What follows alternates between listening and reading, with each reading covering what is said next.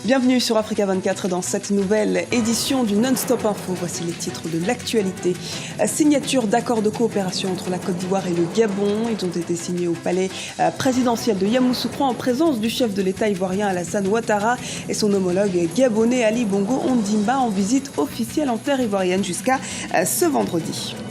La deuxième édition du Forum mondial des droits de l'homme se tient actuellement au Maroc. C'est ici l'occasion non seulement d'approfondir le débat au sujet de plusieurs problématiques dans le domaine des droits de l'homme, mais également d'évaluer le bilan de la communauté internationale en la matière.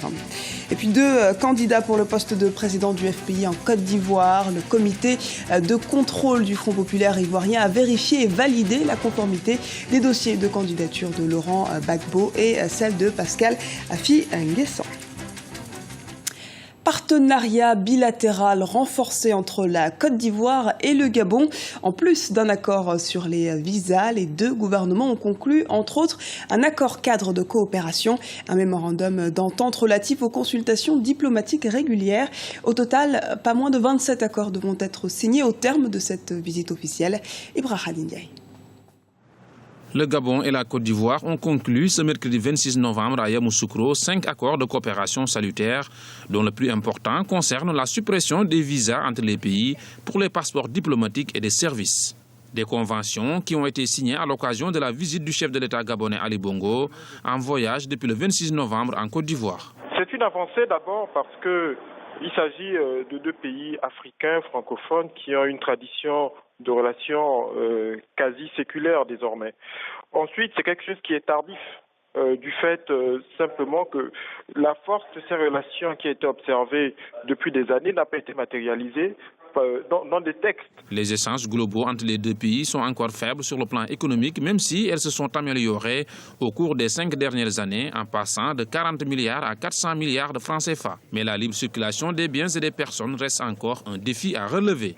Aujourd'hui, avec un accord de libre circulation entre le Gabon et la Côte d'Ivoire pour les détenteurs de passeports diplomatiques et de services, c'est un premier pas, mais il faut aller plus loin, de façon à permettre à toutes les populations, donc à toutes les personnes disposant de passeports ordinaires, de pouvoir circuler entre les deux pays. Donc c'est quelque chose qui va dans la bonne direction, mais dans le contexte actuel, il faut amplifier les choses en allant plus loin, de façon à permettre une libre circulation non seulement des personnes avec des implications économiques et naturellement politiques. Au total, 27 accords devront être signés à l'occasion de la visite du président Ali Bongo en Côte d'Ivoire, visite qui prend fin ce vendredi 28 novembre.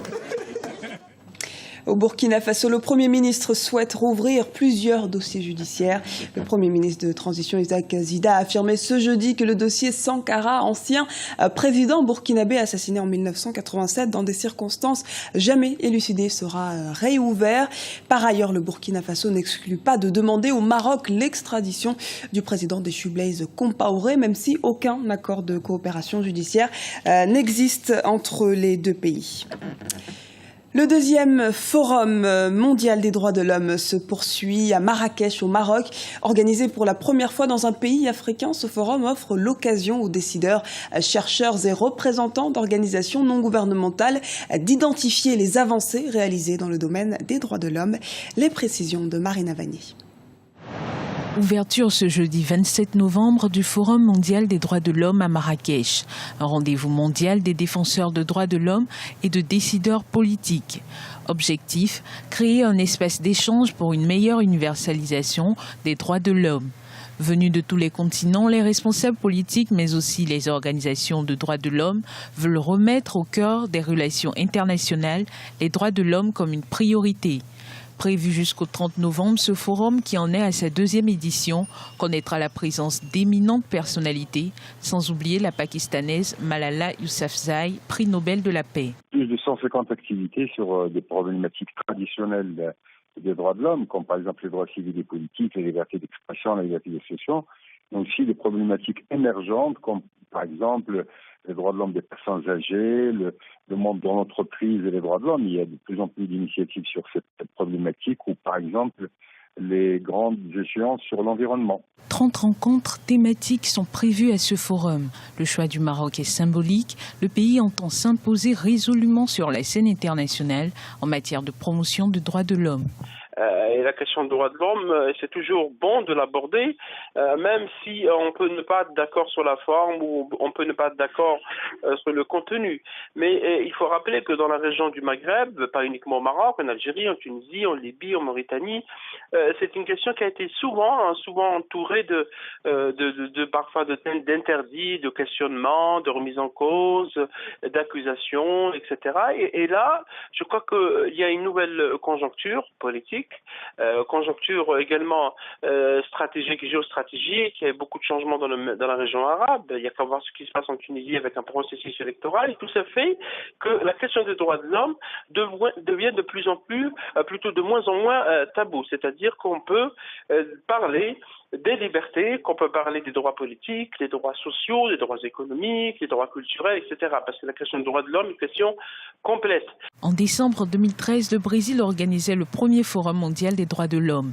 Le royaume chérifien a été choisi pour l'édition de 2014, l'Argentine devant accueillir la 3e édition du Forum en 2015. En Côte d'Ivoire, le comité de contrôle du FPI, le Front populaire ivoirien, valide la candidature des 2 candidats en lice pour la présidence du parti. Pascal Affi-N'Guessan, l'actuel président du principal parti d'opposition, et Laurent Gbagbo, l'ancien chef de l'État ivoirien, seront départagés lors du 4e congrès du parti du 11 au 13 décembre à Abidjan. Les précisions de Marina Vanier. Laurent Gbagbo, candidat à la présidence de son parti depuis La Haye. La candidature polémique du fondateur du Front populaire ivoirien a été validée ce mercredi par le comité de contrôle.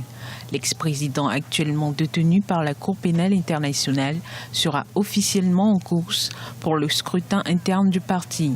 Cette décision intervient suite au recours de l'actuel responsable de parti Pascal Affi-N'Guessan, espérant ainsi invalider la candidature de Gbagbo déposée par son fils Michel et les responsables fédéraux.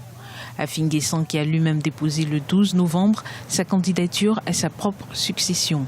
Ces 2 candidatures semblent confirmer la division au sein du principal parti d'opposition de Côte d'Ivoire. Relativement à la crise au FPI, ça ne devrait pas beaucoup changer les positions, puisque c'est en connaissance des causes que les uns et les autres avaient pris leur position. Pour les uns, pendant qu'il est là-bas, il faut lui donner un moyen supplémentaire de pression en le mettant à la tête du FPI. Pour d'autres, au contraire, il faut confirmer Affi-N'Guessan pour lui donner l'occasion de mener le combat en sa faveur. Donc au sein du FPI, ça n'a pas changé grand-chose et on ne sait pas si ça changera quelque chose. À la veille de la tenue du 4e congrès du FPI, cette double candidature sera au centre des débats. Le verdict des patriotes du FPI sera connu dans quelques jours lors du congrès du parti prévu du 12 au 14 décembre à Abidjan. Une rencontre déterminante pour l'avenir politique du parti. Ce qu'on constate là, c'est ce qui arrive souvent dans des partis politiques, en l'occurrence en Afrique, qui sont incarnés par une personne, le fondateur, et à qui tout le monde doit allégeance. S'il est battu au futur congrès, je pense que le parti va aller à volo, puisque dans ce cas-là, l'élection présidentielle qui se profile, qui sera candidat, ça signifie la mort à petit feu, lentement et sûrement, du Front patriotique ivoirien. Une guerre de succession à la tête d'un parti déjà fragilisé par des poursuites judiciaires de plusieurs membres. Emprisonné depuis bientôt 3 ans à la CPI pour soupçon de crimes contre l'humanité, Laurent Gbagbo sera jugé le 7 juillet 2015. Dans le reste de l'actualité, la Centrafrique suspendue de l'Organisation internationale de la francophonie. Le Conseil a rappelé en outre les dispositions de la déclaration de Bamako stipulant que pour préserver la démocratie, la francophonie condamne les coups d'État et toute autre prise de pouvoir par la violence, les armes ou quelque autre moyen illégal. Pour rappel, le président centrafricain François Bozizé a été renversé par la coalition Séléka le 24 mars dernier. Le pays ne participera donc pas au 15e sommet de la francophonie qui se tiendra au Sénégal les 29 et 30 novembre. Comment vit-on cette situation du côté de Bangui? Les réponses avec Antoinette Montaigne, conseillère à la présidence. La République centrafricaine fait partie des pays membres à part entière de la francophonie et à ce titre, elle se doit de respecter les règles francophones, à savoir la participation des États sur la base d'un ordre constitutionnel reconnu. Cette mesure prise par la francophonie est faite également pour éviter l'accès au pouvoir par la force, ce qui a été le cas de la République centrafricaine le 24 mars 2013, ce qui a justifié du point de vue de la francophonie et des autres instances internationales, notamment africaines et onusiennes, la suspension de la République centrafricaine de la participation active de ses droits en tant que pays membre à part entière. Le continent africain intensifie le travail de prévention et de sensibilisation pour stopper la propagation du virus Ebola. Le nombre de morts dus à l'épidémie de fièvre hémorragique s'élève à 5 689 victimes selon le dernier bilan de l'Organisation mondiale de la santé. L'Union africaine continue de se mobiliser par de multiples actions, comme nous le montre ce reportage de Serge Kofi, notre correspondant en Guinée équatoriale. La mobilisation contre le virus Ebola ne faiblit pas et continue. Comme stratégie continentale, l'Union africaine a annoncé la mobilisation de 28 milliards de dollars, environ 12 milliards 600 millions de francs CFA auprès d'hommes d'affaires africains. Une mesure volontariste qui s'accompagne à partir du 1er octobre prochain d'une campagne SMS coordonnée par l'ensemble des opérateurs de téléphonie mobile du continent. Cette initiative permettra de percevoir des contributions équivalentes à $1 par SMS. But we are hoping that Africans individually. Nous espérons que les Africains pourront aussi contribuer individuellement. Ils sont plus de 700 millions d'Africains et 500 millions d'entre eux ont des téléphones portables. Si chacun d'entre eux peut envoyer juste un SMS, cela nous donnerait assez de ressources financières. Nous essayons ainsi de convaincre d'autres parties du monde à se joindre à nous. Nous sommes en train d'en parler aux Indiens, aux Européens, mais également aux Russes et à tout autre pays capable de rejoindre notre campagne. Les fonds mobilisés seront destinés a priori à 3 pays, le Libéria, la Guinée et la Sierra Leone qui représentent l'épicentre du virus Ebola. Selon les chiffres publiés par l'Organisation mondiale de la santé, l'épidémie d'Ebola a fait près de 5000 morts dans 8 pays. Avec ces chiffres inquiétants, la présidente de la Commission appelle à une vigilance continue face à cette épidémie. But there are 2 issues. One, of course, to contribute to the fight. Nous avons 2 défis. Le premier, évidemment, est de contribuer au combat, de trouver le personnel de santé, de trouver le financement, mais aussi de ne pas isoler les pays touchés, ouvrir les frontières et pouvoir voler vers ces pays. Ne pas isoler les personnes qui viennent des pays touchés est quelque chose de vraiment important. Le personnel de santé paye un lourd tribut avec 311 morts sur 549 infections dans l'ensemble des pays concernés. Malgré l'annonce d'une stabilisation du virus dans les pays les plus touchés, la mobilisation de l'organisation continentale continuera avec le déploiement de près de 1000 agents de santé dans les pays touchés d'ici fin 2014. Ce journal a été réalisé par l'ensemble de la rédaction. Nous vous remercions pour votre fidélité. Dans un instant, une nouvelle édition de l'actualité sur Africa 24.